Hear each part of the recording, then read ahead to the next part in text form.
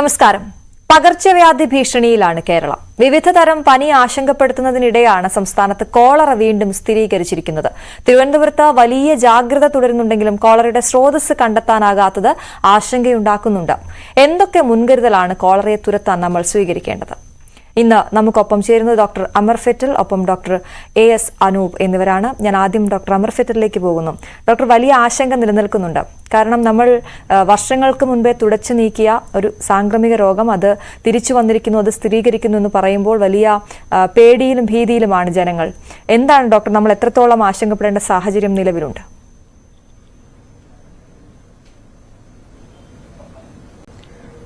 Cholera തീർച്ചയായിട്ടും വയറിളക്ക രോഗങ്ങളുടെ കൂട്ടത്തിൽ ഒരു പ്രത്യേക സ്ഥാനം അർഹിക്കുന്ന ഒന്നാണ്. വയറിളക്ക രോഗങ്ങൾ വളരെ കോമൺ ആയിട്ടുള്ള ഒരു രോഗാവസ്ഥയാണ്. അത് മിക്കവാറും മഴക്കാലത്ത് എപ്പോഴും വയറിളക്ക രോഗങ്ങളുടെ ഒരു വർധനവ്, ഒരു സർജ് അല്ലെങ്കിൽ ഒരു ഇൻക്രീസ് കാണാറുണ്ട്. പക്ഷേ ആ വയറിളക്ക രോഗങ്ങളിൽ ഭൂരിഭാഗവും ഉണ്ടാക്കുന്നത് വൈറസുകളും ചില്ലറ ബാക്ടീരിയയും ആണ് അതിന് കാരണമാകുന്നത്. ആ കൂട്ടത്തിൽ നിന്ന് കുറച്ച് വിട്ടുനിൽക്കുന്ന ഒരെണ്ണമാണ് കോളറ. കോളറ ഉണ്ടാക്കുന്നത് വിബ്രിയോ കോളറ എന്ന് പറഞ്ഞ ഒരു ബാക്ടീരിയ നമ്മുടെ ചെറുകുടലിനെ ബാധിക്കുന്നതുമാണ് ഇതിന്റെ കാരണം. അപ്പോൾ ഇത് അത്ര കോമൺ അല്ല. സ്പൊറാഡിക് ആയിട്ടോ ഇടയ്ക്കും മറിക്കും പല സ്ഥലങ്ങളിലും 1, 2, 3 കേസുകൾ മാത്രം പ്രത്യക്ഷപ്പെടുന്ന രീതിയിലാണ് പൊതുവെ ഉണ്ടാകുക. കോളറ ഇപ്പോ ഒരു ഏരിയ വന്നിരിക്കുന്നത് അത് പലപ്പോഴും ഈ ഏതെങ്കിലും ഒരു അൺനോൺ സോഴ്സ്, ചിലപ്പോ പല ഉദാഹരണത്തിന് ഇപ്പൊ ഇന്ത്യയിൽ തന്നെ പല സ്ഥലത്തും ഇത് ഈ അണുക്കള് പ്രാബല്യത്തിലുണ്ടോ, പ്രവലന്റ് ആയിട്ട് ഇരിക്കുന്നുണ്ടോ. അപ്പോൾ അങ്ങനെ നല്ല ട്രാവലുണ്ട്, വളരെയധികം ആൾക്കാർ അങ്ങോട്ടും ഇങ്ങോട്ട് യാത്ര ചെയ്യുന്നുണ്ട്. ഇങ്ങനത്തെ എല്ലാ സാഹചര്യത്തിൽ ഇതെങ്ങനെയെങ്കിലും നമ്മുടെ ഒരു കുടിവെള്ള സ്രോതസ്സിനെ മലിനമാക്കാൻ ഒരു ചാൻസ് കിട്ടുമ്പോഴാണ് ഇങ്ങനെ ഉണ്ടാകുന്നത്. അതുപോലെ തന്നെ ഇപ്പൊ രോഗികളുടെ കൂട്ടത്തിൽ നമ്മൾ കോളറ എന്ന് കേൾക്കുമ്പോൾ പലപ്പോഴും എല്ലാവർക്കും ആശങ്ക എന്നുള്ള വാക്ക് ഉപയോഗിച്ചുകൊണ്ട് ഞാൻ പറയാണ്. ആശങ്ക എന്ന് പറയുമ്പോൾ ഉടനെ കേൾക്കുമ്പോൾ പലരും ഉടനെ തന്നെ അത് വലിയ പ്രോബ്ലം ആവും. അങ്ങനെ അല്ല. ആക്ച്വലി കോളറ കുറെ പേരിൽ അത് മൈൽഡായിട്ട് രൂപത്തിലും വന്ന് പോകാറുണ്ട്. അത് മരുന്ന് കഴിച്ചു, അല്ലാതെ മിക്കവാറും മരുന്ന് കഴിച്ച് തന്നെയാണ് കുറേ, പക്ഷെ മൈൽഡർ ഫോംസിൽ കോളറ ഉണ്ടാകാറുണ്ട്. എന്ന് മാത്രവുമല്ല, ചില ആൾക്കാർ ഇപ്പോൾ വയറിളക്കം ഉണ്ടാകുമ്പോൾ ഒരു മരുന്ന് എന്തെങ്കിലും ഡോക്ടറെ കാണുന്നു, മരുന്ന് കഴിക്കുന്നു, ഇത് കോളറയായിട്ട് ഐഡന്റിഫൈ ചെയ്തിട്ടില്ല എന്നുണ്ടെങ്കിൽ അവർ മരുന്ന് കഴിച്ചു കഴിഞ്ഞിട്ടുള്ള അടുത്ത 5-10 ദിവസത്തോളം അവരുടെ മലവിസർജ്യത്തിൽ ഈ അണുക്കൾ മോഷനിലാണ്. ആ മോഷനിൽ ഈ അണുക്കൾ പുറത്തു വരാം. ഇതിൽ നിന്ന് അടുത്ത ആൾക്കൊരു കണ്ടാമിനേഷൻ വരാം. കാരണം കൈ കഴുകലുടെ കുറവ്, ചിലപ്പോൾ തുറസായ സ്ഥലത്ത് മോഷൻ പാസ് ചെയ്യുന്ന അല്ലെ മലം പാസ് ചെയ്യുന്ന ഒരു രീതി സമ്പ്രദായം ഉണ്ടെങ്കിൽ അങ്ങനെ, അല്ലെങ്കിൽ കഴുകുന്ന കാര്യത്തിൽ ഇങ്ങനെ ഏതെങ്കിലും ഒരു ജലസ്രോതസ്സിനെയോ അല്ലെങ്കിൽ വേണമെങ്കിൽ ഈ പാസ് ചെയ്ത മോഷനിൽ ഈച്ചകളൊക്കെ ഇരുന്ന് അത് പിന്നെ വേറൊരാളുടെ ആഹാരത്തിൽ എത്താൻ ഇടവന്നാൽ ഈ വിധത്തിലാണ് ഇത് അടുത്തയാൾക്ക് ഈ അണുബാധ ഉണ്ടാകുന്നത്. അപ്പോൾ വന്നു കഴിഞ്ഞാൽ ഈ രോഗാണു കോളറ സെറ്റപ്പ് ഉണ്ടാക്കി കഴിഞ്ഞാൽ ബോഡിയിൽ ഇത് ഈ രോഗമായി മാറിക്കഴിഞ്ഞാൽ പ്രത്യേക ചില ഫീച്ചേഴ്സ് ഉണ്ട്. അതാണ് ഇതിനെ വ്യത്യസ്തമായിട്ട് എടുത്തു കാണിക്കുന്നത്. വെറും ഒരു വയറിളക്കം പോലെ അല്ല, പക്ഷേ ക്ലിയർ വെള്ളം അല്ലെങ്കിൽ കഞ്ഞിവെള്ളത്തിന്റെ അതേ നിറത്തിൽ മരത്തിന്റെ അംശങ്ങളൊന്നും കാണാതെയുള്ള പെട്ടെന്നുണ്ടാകുന്ന ഒരു ഡയറിയ, ഒരു വയറിളക്കം, ഇതാണ് അതിന്റെ ക്ലാസിക് ലക്ഷണം. ഓക്കെ ഡോക്ടർ പറഞ്ഞു ചില ആളുകൾക്ക് അത് മൈൽഡായി വന്നു പോകാമെന്ന് പറഞ്ഞല്ലോ ഡോക്ടർ. അവർക്ക് ഈ ലക്ഷണങ്ങൾ, ഡോക്ടർ പറഞ്ഞ ഈ ലക്ഷണങ്ങൾ ഇത് തന്നെയാണോ, അല്ലെങ്കിൽ തുടർന്നത് അവരുടെ ശരീരത്തിൽ ഈ അണു ഉള്ളത് കൊണ്ട് പിന്നീട് എന്തെങ്കിലും തുടർച്ചയായ പനിയോ മറ്റു കാര്യങ്ങളോ ക്ഷീണമോ, അതിനെക്കുറിച്ചൊന്ന് വ്യക്തമായി പറയാമോ ഡോക്ടർ? തുടക്കം പലപ്പോഴും ചെറിയ പനിയോ അല്ലെങ്കിൽ വയറിന് അസ്വാസ്ഥ്യമോ ഛർദിയോ ആയിട്ടായിരിക്കും യൂഷ്വലി തുടക്കം. ഈ വയറിളക്കം ഉണ്ടാകുന്ന മിക്കവാറും ഈ കോളറ ബാധിക്കുന്ന എല്ലാവർക്കും തന്നെ വയറിളക്കം ഉണ്ടാവും. എത്രത്തോളം ക്വാണ്ടിറ്റി പോകുന്നുള്ളത് ആ അണുബാധയുടെ ഒരു സിവിയറിറ്റി അല്ലെങ്കിൽ കാഠിന്യം അനുസരിച്ചാണ്. അപ്പോൾ വളരെ സിവിയർ ആയിട്ടാണ് ഈ വയറിളക്കുന്ന വളരെ ഹ്യൂജ് ക്വാണ്ടിറ്റി പോവുകയാണെങ്കിൽ 2 അപകടങ്ങളാണ്. ഏറ്റവും ഡേഞ്ചറസ് ആയിട്ടുള്ള അപകടം, അതായത് കോളറ ഒരു മനുഷ്യനെ കൊല്ലുന്നത് യൂഷ്വലി നിർജ്ജലീകരണം അല്ലെങ്കിൽ ഡീഹൈഡ്രേഷൻ എന്നുള്ള അവസ്ഥ ഉണ്ടാക്കിയിട്ടാണ്. അതായത് ബോഡിയിലുള്ള വെള്ളത്തിന്റെ ക്വാണ്ടിറ്റിയും ഇലക്ട്രൈറ്റ്സ് ലവണങ്ങളും വളരെ സ്പീഡിൽ നമുക്ക് പ്രതീക്ഷിക്കുന്നതിനേക്കാളും വേഗത്തിൽ അത് ബോഡിയിൽ നഷ്ടപ്പെടുകയും അതിന്റെ കാരണത്താൽ BP കുറഞ്ഞു, പൾസ് റേറ്റ് കൂടി, അങ്ങനെ ഒരാളുടെ സിസ്റ്റം സർക്കുലേറ്ററി കൊളാപ്സ് വന്ന് അങ്ങനെ ഷോക്കിലോട്ട് നീങ്ങി, ഷോക്ക് എന്നൊരു മെഡിക്കൽ അവസ്ഥ അതിലോട്ട് നീങ്ങി അങ്ങനെയാണ് പലപ്പോഴും മരണം സംഭവിക്കുന്നത്. അപ്പോൾ അത് സിവിയർ ആയിട്ടാണ് അങ്ങനെ.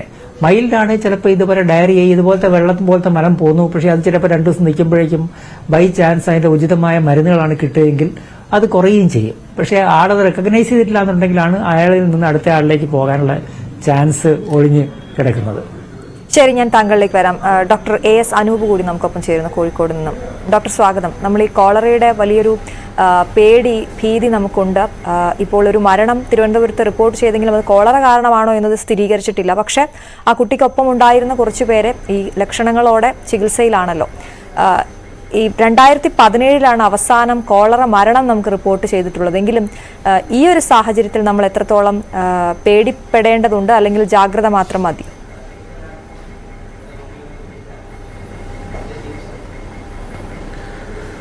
നേരത്തെ ഡോക്ടർ സൂചിപ്പിച്ച പോലെ തന്നെ ഇതിനകത്ത് നമുക്ക് പ്രധാനമായും സംഭവിക്കുന്നത് ശരീരത്തിനകത്തു നിന്നുള്ള ഈ ജലാംശം വളരെ കുറഞ്ഞു പോയി ഡീഹൈഡ്രേഷൻ അഥവാ നിർജ്ജലീകരണം സംഭവിക്കുക എന്നുള്ളതാണ്. നമുക്കതിനകത്ത് 2 കാര്യങ്ങളാണ് ശ്രദ്ധിക്കാനുള്ളത്. ഒന്ന്, രോഗം വരാതിരിക്കാൻ നോക്കുക. അത് കോളറയെ സംബന്ധിച്ചിടത്തോളം വളരെ എളുപ്പമാണ്. നമ്മൾ ഈ കഴിക്കുന്ന ഭക്ഷണത്തിലൂടെയോ അല്ലെങ്കിൽ വെള്ളത്തിലൂടെയോ മാത്രമേ ഈ രോഗാണു നമ്മുടെ ശരീരത്തിലേക്ക് വരുള്ളൂ. അപ്പം തിളപ്പിച്ചാറ്റിയ വെള്ളം മാത്രം കുടിക്കുക. അപ്പം നമ്മൾ സാധാരണ വെള്ളം ഈ കോളറയുടെ അണുക്കളുള്ള വെള്ളമാണെങ്കിൽ പോലും അത് മുഴുവൻ തിളപ്പിച്ച് കഴിഞ്ഞു കഴിഞ്ഞാൽ ഈ അണുക്കൾ നശിച്ചു പോകും. അപ്പോൾ അതുകൊണ്ട് ഈ ഒരു സാഹചര്യത്തിൽ, ഈ കേസുകൾ റിപ്പോർട്ട് ചെയ്യപ്പെട്ട സാഹചര്യത്തിൽ അതിൻ്റെ ചുറ്റുപാടുള്ള ആൾക്കാർ തിളപ്പിച്ചാറ്റിയ വെള്ളം മാത്രം ഉപയോഗിക്കുക, അല്ലാത്ത രീതിയിലുള്ള വെള്ളം ഉപയോഗിക്കാതിരിക്കുക. മറ്റ് കാര്യങ്ങൾ നമ്മൾ ശ്രദ്ധിക്കാനുള്ളത്, ഈ രോഗലക്ഷണങ്ങൾ കണ്ടു കഴിഞ്ഞാൽ തന്നെ നമ്മളത് ശരീരത്തിൽ നിന്ന് വെള്ളത്തിൻ്റെ അളവ് കുറയുന്നതനുസരിച്ച്, അതായത് നമുക്ക് എത്ര വയറിളക്കം കൂടുതലായിട്ട് വരുമ്പോൾ, നേരത്തെ ഡോക്ടർ അത് വളരെ കൃത്യമായിട്ട് തന്നെ സൂചിപ്പിക്കുകയുണ്ടായി, ആ സമയത്ത് നമ്മൾ ശരീരത്തിലെ വെള്ളത്തിൻ്റെ അളവ് കുറയാതിരിക്കാൻ വേണ്ടി സാധാരണ രീതിയിലുള്ള ORS ലായനിയോ അല്ലെങ്കിൽ നമ്മുടെ കഞ്ഞിവെള്ളത്തിൽ ഉപ്പിട്ടുള്ള രീതിയിലുള്ള വെള്ളമോ അത് ധാരാളം കുടിക്കുക. അപ്പോൾ ആ രീതിയിൽ കുടിച്ചു കഴിഞ്ഞിട്ട് മൂത്രത്തിൻ്റെ അളവൊക്കെ കൃത്യമായി ഉണ്ടെന്നുള്ളത് ഉറപ്പ് വരുത്തുക. അതിൻ്റെ കൂടെ തന്നെ ഉടനടി തന്നെ വൈദ്യസഹായം തേടുകയും ചെയ്യാം. ഈ വെള്ളം ശരീരത്തിന് ഒരളവ് കൂടുതൽ നഷ്ടപ്പെടുന്നതുകൊണ്ട് മാത്രമാണ് രോഗി ഈ ഒരു അസുഖത്തിൽ ഗുരുതരാവസ്ഥയിലേക്ക് പോകുന്നത്. അതേപോലെ തന്നെ രോഗനിർണയവും വളരെ എളുപ്പമാണ് കോളറയിൽ. നമുക്ക് ഈ മല എടുത്ത് പരിശോധിച്ച് മൈക്രോസ്കോപ്പിലൂടെ പരിശോധിച്ച് കഴിഞ്ഞാൽ തന്നെ നമുക്ക് ഈ രോഗാണുക്കളെ പെട്ടെന്ന് തന്നെ കാണാനും സാധിക്കും.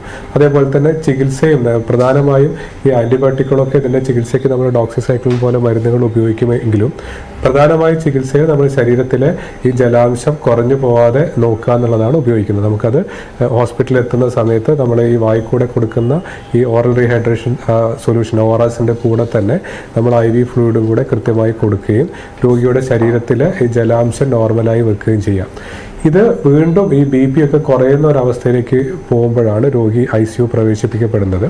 ഈ BP ഒക്കെ കുറയുന്ന സമയത്ത് അത് എല്ലാ അവയവത്തിൻ്റെ പ്രവർത്തനത്തെയും ബാധിക്കും. അത് കിഡ്നിയുടെ പ്രവർത്തനത്തെ ബാധിക്കുമ്പോൾ കിഡ്നി ഫെയിലിയറിലേക്ക് പോകാം, മൂത്രത്തിൻ്റെ അളവ് കുറയും. അതിൻ്റെ ഭാഗമായി ശരീരത്തിലുള്ള ഈ ഇലക്ട്രോലൈറ്റിൻ്റെയും ആസിഡിൻ്റെയും ഒക്കെ ഘടന വ്യത്യാസം വരികയും ആ സമയത്താണ് അത് ഹൃദയത്തിൻ്റെ പ്രവർത്തനങ്ങളൊക്കെ മോശമാക്കുന്നതും കൂടുതൽ ബുദ്ധിമുട്ടിലേക്ക് പോവുകയും ചെയ്യുന്നത്.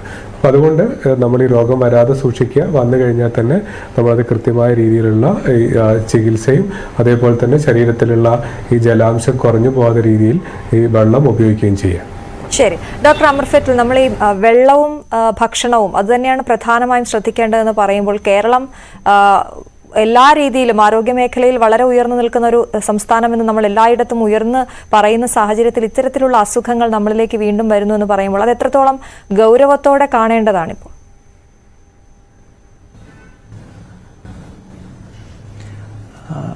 നമ്മൾ പൊതുവേ നമ്മൾ ഉയർന്നൊരു നിലവാരം പല കാര്യങ്ങളിലും ആരോഗ്യമേഖലയിൽ പാലിക്കുന്നെങ്കിലും ഈ നമ്മുടെ വാട്ടർ സോഴ്സിന്റെ കാര്യത്തിലും ഒക്കെ ചിലപ്പോൾ ഇതൊരു ആരോഗ്യവകുപ്പിന്റെ മാത്രം കാര്യമല്ല. വിവിധ വകുപ്പുകൾ ചേർന്നാണ് വാട്ടർ സപ്ലൈസും കുടിവെള്ളം ഒരു വീട്ടിലേക്ക് എത്തുന്ന ഒരു ചെയിൻ ഉണ്ടല്ലോ, ഒരു സോഴ്സിൽ നിന്ന് വീട്ടിലേക്ക് എത്തുന്ന ഒരു ചെയിൻ ഉണ്ട്. അപ്പോൾ ഇത് മൾട്ടിപ്പിൾ ഏജൻസീസ് ആണ് മാനേജ് ചെയ്യുന്നത്. പലപ്പോഴും പറ്റുന്നതെന്ന് വെച്ചാൽ ഇതിനകത്ത് ഇപ്പോൾ വാട്ടർ പൈപ്പിന്റെ ലീക്കേജസ് ചിലപ്പോൾ ഉണ്ട്, പൊട്ടിയ കുഴലുകൾ. ഒന്ന്, ആൾക്കാരുടെ ശീലങ്ങളുടെ ചില കാര്യങ്ങൾ ഇപ്പം നമ്മൾ എത്ര പറഞ്ഞാലും തിളപ്പിച്ച് കുടിക്കണം എന്ന് പറഞ്ഞാൽ പലരും അത് മടി കൊണ്ട് തിളപ്പിക്കുന്നത് കുറയ്ക്കാറുണ്ട്, അത്ര തിളപ്പിക്കാറില്ല. പിന്നെ അതിശയപരമായി കാണുന്ന വേറൊരു ശീലം എന്ന് വെച്ചാൽ നമ്മൾ വെള്ളം തിളപ്പിച്ചിട്ട് പിന്നെ ക്വാണ്ടിറ്റി കൂട്ടിയെടുക്കാൻ വേണ്ടി കുറെ പച്ചവെള്ളം കൂടെ അതിനകത്ത് മിക്സ് ചെയ്യും. അപ്പോൾ ഈ തിളപ്പിച്ചതിന്റെ ഗുണം പോകും. പിന്നെ നമ്മൾ കൈ കഴുകുന്ന ശീലം, ഇത് വളരെ വളരെ ഇമ്പോർട്ടൻ്റ് ആയിട്ടുള്ളൊരു ശീലമാണ്. കാരണം ഡോക്ടർ അനൂപ് പറഞ്ഞല്ലോ, പ്രിവെൻഷൻ വളരെ ഇമ്പോർട്ടൻ്റ് ആണ്. ഇപ്പോഴത്തെ ചോദ്യത്തിലും അത് വളരെ പ്രസക്തമായിട്ടുള്ള ചോദ്യമാണ്. അപ്പോൾ ഈ കൈ കഴുകുന്ന ശീലം, ടോയ്ലറ്റിൽ പോയി കഴിഞ്ഞാൽ ഓർഡിനറി ആയിട്ടുള്ള ദിവസങ്ങൾ തന്നെ സോപ്പ് ആൻഡ് വാട്ടർ വെച്ച് ബോട്ടം വാഷ്, കൈ വാഷൊക്കെ സോപ്പ് ആൻഡ് വാട്ടർ വെച്ച് ചെയ്യുന്നൊരു ശീലവും, ആഹാരം എത്ര ചെറിയ ആഹാരം, ഇപ്പൊ ഈ ആൾക്കാർ സ്നാക്സ് ഒക്കെ കഴിക്കും, അങ്ങനെ കഴിക്കുന്നതാണെങ്കിൽ പോലും കൈ ഒന്ന് കഴുകുകയോ സാനിറ്റൈസോ ചെയ്യുന്നത് എപ്പോഴും നല്ലൊരു ശീലമാണ്. പക്ഷെ നമ്മൾ ചുറ്റും ഒബ്സർവ് ചെയ്താൽ അത്രയ്ക്കൊന്നും കെയർഫുള്ളായിട്ട് ആരും പെരുമാറാറില്ല എന്നുള്ളതാണ് വസ്തുത. പിന്നെ നമ്മൾ പുറത്തെവിടെയും പോയി ആഹാരം കഴിക്കുന്നു, ഇപ്പോൾ റോഡ് സൈഡും എല്ലാം പോയി കഴിക്കുന്നുണ്ട് ആൾക്കാർ. അതിപ്പോൾ ഒരു കോളറ ഉള്ള ഏരിയയിൽ എക്സ്ട്രാ സൂക്ഷിക്കുകയാണെങ്കിലും പൊതുവായിട്ട് തന്നെ നമ്മൾ ഏതെങ്കിലും സ്ഥലത്ത് പോകുമ്പോൾ അവിടുത്തെ വെള്ളത്തിന്റെയും രീതികളും കൈ കഴുകുന്നതും എല്ലാത്തിലും ഒരു ശുചിത്വം നമുക്ക് സ്വന്തമായി തോന്നില്ലെങ്കിൽ അത് അവരവരെ തന്നെ വിലയിരുത്തി ചില സ്ഥലങ്ങൾ നമ്മൾ ഒഴിവാക്കി, ഇവിടുന്ന് വേണ്ട വേറൊരു സ്ഥലത്ത് നിന്ന് കഴിക്കാം. ആ രീതിയിലൊരു ചോയ്സ്, ഒരു പ്രിഫറൻസ് കാണിക്കുന്നത് എപ്പോഴും യൂസ്ഫുൾ ആയിട്ടുള്ള കാര്യമായിരിക്കാം. അപ്പോൾ ഈ വിധത്തിൽ നമ്മൾ സേഫ്റ്റി, അതുപോലെ ഫുഡ് സേഫ്റ്റിയുടെ കാര്യത്തിലാണെങ്കിലോ ആഹാരം കഴിയുന്നത്ര എസ്പെഷ്യലി മഴക്കാല സീസണിൽ ഫ്രഷ് ആഹാരം, ചൂടോടെയുള്ള ആഹാരം കഴിക്കുക. നമുക്ക് പിന്നത്തേക്ക് വെക്കണം എന്നുണ്ടെങ്കിൽ പ്രോപ്പറായിട്ട് അടച്ചു വെക്കണം. ഇപ്പോൾ കറിയൊക്കെ ഉണ്ടാക്കി പാത്രങ്ങൾ തുറന്നു വെക്കാതെയോ ചോറ് വിളമ്പി പുറത്ത് വെക്കാതെയോ ഒക്കെ അത് നെറ്റ് പോലത്തെ കൊട്ടകളുണ്ട്, അങ്ങനത്തെ കൊട്ട കൊണ്ട് മൂടി വെക്കുക, അല്ല അടപ്പിട്ട് മൂടുക. ഇതൊക്കെ ഈച്ച വന്നിരിക്കാതിരിക്കാനുള്ള ഒരു വഴിയാണ്. അതുപോലെ നമ്മുടെ വീടിന്റെ ചുറ്റുമൊക്കെ ചിലപ്പോൾ നമ്മൾ ഈ ഫുഡ് വേസ്റ്റ് ഉപേക്ഷിക്കുന്നുണ്ടെങ്കിൽ അവിടെ ഈച്ചകൾക്ക് പെരുകാൻ നല്ല ഈസിയാണ്. ഈ സെയിം ഈച്ചകളായിരിക്കാം ഈ കോളറ സോഴ്സുള്ള വെള്ളത്തിലോ ആരെങ്കിലും പാസ് ചെയ്ത മലത്തിന്റെ അവശിഷ്ടങ്ങളോ ഇരുന്നിട്ട് പിന്നെ തിരിച്ചു വന്ന ആഹാരത്തിൽ ഇരിക്കുന്നത്. അപ്പൊ ഇങ്ങനെയൊക്കെയുള്ള ചില കാര്യങ്ങൾ നമ്മൾ കൂടുതൽ ശ്രദ്ധിക്കേണ്ടതുണ്ട്. ജാഗ്രത എപ്പോഴും നല്ലൊരു കാര്യമാണ്. കാരണം മഴക്കാലത്ത് ഇപ്പോൾ കോളറ മാത്രമല്ല, ഇപ്പൊ കോളറ വരുമ്പോൾ നമ്മൾ ബാക്കി എല്ലാ ഡയറിയൽ ഡിസീസിനോടും കൂടെ ഉള്ളൊരു ജോയിന്റ് അപ്രോച്ചാണ് വേണ്ടത്. ഇങ്ങനത്തെ രോഗങ്ങൾ, വയറ്റിനെ ബാധിക്കുന്ന രോഗങ്ങൾ, ഡയറിയൽ ഡിസീസ് ഉണ്ട്, മഞ്ഞപ്പിത്തമുണ്ട്, ടൈഫോയിഡ് ഉണ്ട്. ഇതിന്റെ കൂട്ടത്തിൽ ഒരെണ്ണമാണ് കോളറ. അപ്പോൾ നമ്മൾ ജനറൽ കെയർഫുൾനെസ് കൊണ്ട് നേടുന്ന കാര്യം എന്ന് വെച്ചാൽ ഇങ്ങനെ പല പല സിമിലർ രോഗങ്ങളിൽ നിന്നും ഒരു വിമുക്തി അല്ലെങ്കിൽ പ്രിവെൻഷൻ ആണ് നമുക്ക് നേടാൻ പറ്റുക. ശരി. ഡോക്ടർ അനൂപ്, ഇപ്പൊ നമ്മൾ ഈ വെള്ളത്തിന്റെ കാര്യം പറഞ്ഞപ്പോഴും അതുപോലെ തന്നെ മലമൂത്ര വിസർജനം അത് ഈ പൊതു ഇടങ്ങളിൽ അല്ലെങ്കിൽ പുറത്ത് ഇങ്ങനെ ചെയ്യുമ്പോൾ, അന്തരീക്ഷത്തിൽ ഇങ്ങനെ ചെയ്യുമ്പോൾ അത് വലിയ കാരണമാകുമെന്ന് പറയുമ്പോൾ നമുക്ക് ഏറ്റവും എടുത്തു പറയേണ്ട ഒരു കാര്യം ഈ ക്യാമ്പുകളിൽ ഇതര സംസ്ഥാന തൊഴിലാളികൾ താമസിക്കുന്ന ക്യാമ്പുകളിൽ നിന്ന് അതൊരു സ്രോതസ്സാവുകയും അവിടെ നിന്ന് രോഗം പടരുകയൊക്കെ ചെയ്യുന്ന കാര്യങ്ങൾ മുൻപുണ്ടായിട്ടുണ്ട്. അതുകൊണ്ട് അങ്ങനെ ഒരു കാര്യം കൂടി നമ്മൾ കണക്കിലെടുക്കേണ്ടേ, അവരുടെ ശുചിത്വം കൂടി നമ്മൾ ഉറപ്പുവരുത്തേണ്ടതില്ലേ, അവിടെ ഒരു ശ്രദ്ധ കൊടുക്കേണ്ടേ നമ്മൾ?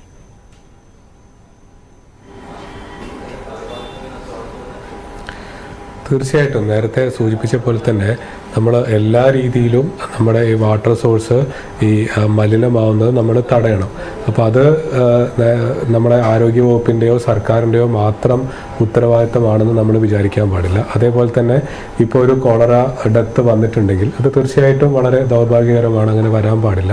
എന്നാൽ അത് വന്നു കഴിഞ്ഞിട്ടുണ്ടെങ്കിൽ കൂടെ നമുക്ക് ഈ കോളറയിൽ മാത്രം നമ്മളെ ശ്രദ്ധ ചുരുങ്ങാൻ പാടില്ല. ഇപ്പോൾ ഇന്നൊക്കെ തന്നെ ഞാൻ വർക്ക് ചെയ്യുന്ന കോഴിക്കോടുള്ള ആശുപത്രിയിലൊക്കെ ആണെങ്കിൽ ICUവിൽ വരെ നമുക്ക് രോഗികളെ കിടത്താൻ സ്ഥലമില്ലാത്ത അവസ്ഥയിലേക്കാണ്. ഡെങ്കിപ്പനിയുടെ കേസുകളുടെ എണ്ണം വളരെ കൂടിക്കൊണ്ടിരിക്കുന്നു. എലിപ്പനി റിപ്പോർട്ട് ചെയ്യപ്പെട്ടിരിക്കുന്നു. അതേപോലെ തന്നെ ഈ വൈറൽ ഹെപ്പറ്റൈറ്റിസ്, എസ്പെഷ്യലി നമ്മുടെ ഹെപ്പറ്റൈറ്റിസ് A വളരെ കൂടുതലായിട്ട് പടർന്നു പിടിക്കുകയാണ്. അപ്പോൾ ഇതിനകത്തൊക്കെ നമ്മൾ ശ്രദ്ധ കേന്ദ്രീകരിക്കണം.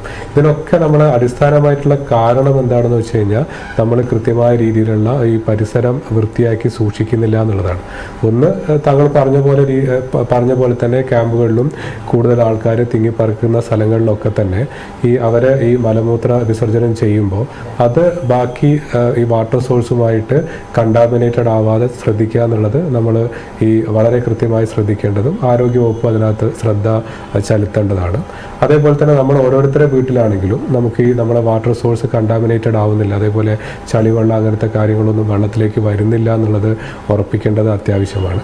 അതേപോലെ നമ്മൾ ഈ ഡെങ്കിപ്പനിയുടെ കാര്യത്തിലൊക്കെ നമ്മൾ എല്ലാവരുടെ പറയുന്നതാണ്, നമ്മൾ ഈ വെള്ളം കെട്ടി നിൽക്കുന്ന രീതിയിലുള്ള സ്ഥലങ്ങളും പാത്രങ്ങളും അങ്ങനത്തെ ഈ അല്ലെങ്കിൽ എന്തെങ്കിലും അങ്ങനത്തെ സാധനങ്ങൾ ഉണ്ടെങ്കിൽ അതൊക്കെ നമ്മളെ ചുറ്റുപാടിൽ നിന്ന് ഒഴിവാക്കാനും നമ്മൾ ശ്രദ്ധിക്കണം. ഇതൊക്കെ നമ്മൾ ഓരോരുത്തരുടെയും ഉത്തരവാദിത്തമാണ്. അപ്പോൾ അതിൻ്റെ കൂടെ തന്നെ നമ്മൾ പിന്നെ കോർപ്പറേഷൻ്റെ ആണെങ്കിലും മുനിസിപ്പാലിറ്റിയുടെ ആണെങ്കിലും പഞ്ചായത്തിൻ്റെ ഭാഗത്തുനിന്നാണെങ്കിലും ആരോഗ്യവകുപ്പിൻ്റെ ഭാഗത്തുനിന്നാണെങ്കിലും ഒക്കെ താങ്കൾ നേരത്തെ വളരെ കൃത്യമായി സൂചിപ്പിച്ച പോലെ തന്നെ നമുക്ക് ഈ എന്തുകൊണ്ടാണ് ആൾക്കാർക്ക് ഇങ്ങനെ ഒരു പൊതു സ്ഥലങ്ങളിൽ മലമൂത്ര വിസർജനം ചെയ്യേണ്ട ഒരു സാഹചര്യം വരുന്നത്, അതിനെപ്പറ്റി നമ്മൾ മനസ്സിലാക്കിക്കൊണ്ട് നമ്മൾ അത് ആൾക്കാരെ എഡ്യൂക്കേറ്റ് ചെയ്തിട്ട് നമ്മൾ ആ ഒരു സാഹചര്യം ഒഴിവാക്കണം. അതേപോലെ തന്നെ അതിൻ്റെ കൂടെ തന്നെ ഞാൻ നേരത്തെ പറഞ്ഞു നമുക്ക് കൊതുക് കടിക്കുന്നതൊക്കെ നമുക്ക് തടഞ്ഞു നിർത്താൻ ഒരു പരിധിയുണ്ട്. അപ്പം നമ്മൾ പുറത്തിറങ്ങാതെ നമുക്ക് ആർക്കും നിൽക്കാൻ പറ്റില്ല. അപ്പം നമുക്ക് എപ്പോൾ വേണമെങ്കിലും നമ്മളെ കൊതുക് കടിക്കാം. നമുക്ക് കൊതുക് കടിച്ചിട്ടാണ് ഡെങ്കിപ്പനി പോലെയുള്ള അസുഖം വരുന്നത്. പക്ഷേ ഈ ഹെപ്പറ്റൈറ്റിസ് എയും അതേപോലെ തന്നെ ഈ കോളറയും അത് രണ്ടും നേരത്തെ ഞാൻ സൂചിപ്പിച്ച പോലെ തന്നെ ഈ ഭക്ഷണത്തിലൂടെ തന്നെയാണ് വരുന്നത്, വെള്ളത്തിലൂടെയും ഭക്ഷണത്തിലൂടെയും. അപ്പോൾ അത് നമ്മൾ തിളപ്പിച്ചാറ്റി തന്നെ ഉപയോഗിക്കുക എന്നുള്ളത് ഞാനത് വീണ്ടും വീണ്ടും സ്ട്രെസ് ചെയ്ത് പറയുന്നത് അതുകൊണ്ടാണ് നമുക്ക് ഈ രോഗം വരുന്നത്. അത് ആൾക്കാർ മനസ്സിലാക്കിയേ മതിയാവുള്ളൂ. അതേപോലെ തന്നെ മറ്റൊരു കാര്യം, നമ്മൾ മലയാളികളുടെ നമ്മൾ പഴയ നിപ്പയുടെ കാലം മുതലേ പറയുന്നതാണ്, നമ്മളൊക്കെ ശീലം ഭക്ഷണം കഴിച്ചു കഴിഞ്ഞ് ഈ കൈയുടെ പോലുള്ള അഴുക്ക് പോകാൻ വേണ്ടി സോപ്പിട്ട് കൈ കഴുകുക എന്നുള്ളൊരു ശീലമേ നമ്മൾക്ക് എല്ലാവർക്കും ഉള്ളൂ, മലയാളികൾക്ക് പ്രത്യേകിച്ച്. ആ ശീലം മാറി നമ്മൾ ഭക്ഷണം കഴിക്കുന്നതിൻ്റെ മുമ്പേ കൈ സോപ്പിട്ട് വൃത്തിയായി കഴുകുക എന്നുള്ള ശീലം നമ്മൾ നിർബന്ധമായും നമ്മളത് ചെയ്തേ മതിയാവുള്ളൂ. അതേപോലെ തന്നെ ഈ നമ്മുടെ മലമൂത്ര വിസർജനം ചെയ്ത് കഴിഞ്ഞ ശേഷമൊക്കെ കൈ സോപ്പിട്ട് കഴുകുക. ഇത്തരത്തിലുള്ള ഈ വ്യക്തി ശുചിത്വം ഇത് കൃത്യമായി പാലിക്കാൻ നമ്മൾ ഓരോരുത്തരും തയ്യാറായി കഴിഞ്ഞാൽ തന്നെ ഈ രോഗത്തെ പെട്ടെന്ന് തന്നെ കൺട്രോൾ ചെയ്യാനും വേറെ ആൾക്കാരിലേക്ക് പകരുന്നതൊക്കെ അല്ലെങ്കിൽ പടർന്നു പിടിക്കുന്നത് ഒഴിവാക്കാനും സാധിക്കും. അതെ ഡോക്ടർ അനൂപ്, താങ്കളിപ്പോൾ പറഞ്ഞതുപോലെ കോഴിക്കോട് അവിടെ നിരവധി രോഗികളുണ്ട്, പല പനികൾ ഒക്കെ പടർന്നു പിടിക്കുന്ന സാഹചര്യമുണ്ട്. ഈ അമീബിക് മസ്തിഷ്ക ജ്വരം നമ്മളെ ഒന്ന് ആശങ്കപ്പെടുത്തിയതും പിടിച്ചുലച്ചതുമായിട്ടുള്ള ഒരു അസുഖമായിരുന്നു. പ്രത്യേകിച്ച് അതിൽ മരണം ഉണ്ടാകുമ്പോൾ വലിയ ആശങ്ക അതിൽ നിലനിൽക്കുകയും ചെയ്യുന്നു. ഇപ്പോൾ അതുമായി ബന്ധപ്പെട്ട് നമുക്ക് ഏറ്റവും പുതുതായി പ്രേക്ഷകരിലേക്ക് പങ്കുവയ്ക്കാൻ കഴിയുന്ന കാര്യങ്ങൾ എന്തൊക്കെയാണ്, എന്തൊക്കെ കാര്യങ്ങളാണ് ശ്രദ്ധിക്കേണ്ടത്? ഇപ്പോൾ ഒരുപാട് ബോധവൽക്കരണ പരിപാടികൾ നടക്കുന്നുണ്ട്. നമ്മൾ പത്രങ്ങളിലും മാധ്യമങ്ങളിലൂടെയും ഒക്കെ വായിച്ചറിയുന്നത് വെച്ച് വെള്ളക്കെട്ട് കാണുമ്പോൾ ഇപ്പോൾ എല്ലാവർക്കും ഒരു ഭയം, ചെറിയൊരു ഭയമെങ്കിലും ഉണ്ട്. ഈ അമീബിക് മസ്തിഷ്ക ജ്വരം വന്ന് കുട്ടികൾ മരിച്ചു എന്നൊക്കെ പറയുമ്പോൾ വലിയ ആശങ്കയുണ്ട്. അതിനെക്കുറിച്ച് കൂടി ഒന്ന് പറയാം.